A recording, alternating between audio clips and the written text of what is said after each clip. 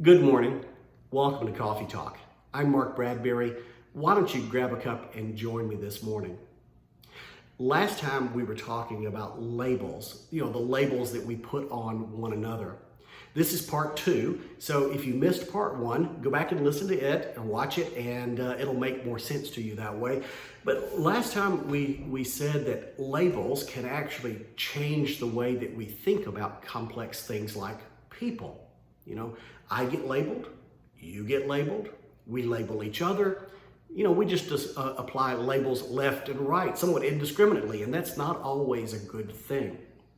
Now, the Apostle John tells of how Jesus began gathering his disciples, and we read about Nathanael.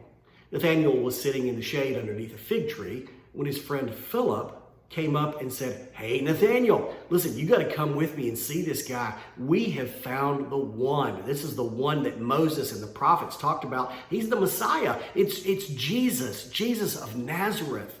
To which Nathanael replied, "Nazareth? What good can come from Nazareth?" Talk about astonishment and contempt. Nazareth had a reputation. And talk about a misapplied label. Now, all sorts of words can be labeled, and I discussed a few of those last time. In our current cultural climate, it seems as though labels, are being used as personal word bombs, not just as descriptive language. They're being applied destructively and inaccurately to anyone who has an alternate perspective to the speaker. They're being applied to be nasty, demeaning, hurtful, harmful, and manipulative. It's just a modern day form of what we did as kids. Name calling. Now, you know the kind of thing I mean. You've experienced it. Consider me, for instance. I am a middle-aged, middle-class, white, Christian, American male. That's a lot of labels right there. Somehow, that makes me, in the eyes of some, insensitive to the poor, racially biased, blindly conservative, privileged, oppressive, sexist, Republican, and an ignorant moron who hates science. You don't know me. Don't label me. So why this misuse of labels? It's because words have power, and the indiscriminate use of labels can make you feel better by giving you a false sense of superiority over those you label. If I can define you, I can put you in a box and stick you on the shelf. I can disregard your perspective. I can disregard your opinion. I can disregard your insight. In fact, I can disregard your very humanity in favor of me.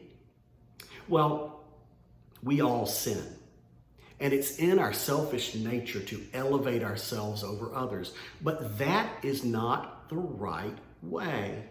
We're called to a higher standard. We're called to treat others the way we want to be treated. We want to be known. That means getting to know them just like we want to be known. Now, let's go back to our story. Nathanael skeptically followed Philip to meet Jesus. And it says that when Jesus saw Nathanael approaching, he said of him, "Oh, here is truly an Israelite in whom there is no deceit." And Jesus, in saying this, he acknowledged a very common label, and he threw it out. Nathanael said, "How do you know me?" And Jesus said, "Nathanael, I saw you while you were still under the fig tree before Philip even approached you." Nathanael got wise at that point. He said, "Rabbi, teacher, you are the Son of God. You are the King of Israel." And Jesus said, "You believe because I told you I saw you under a fig tree?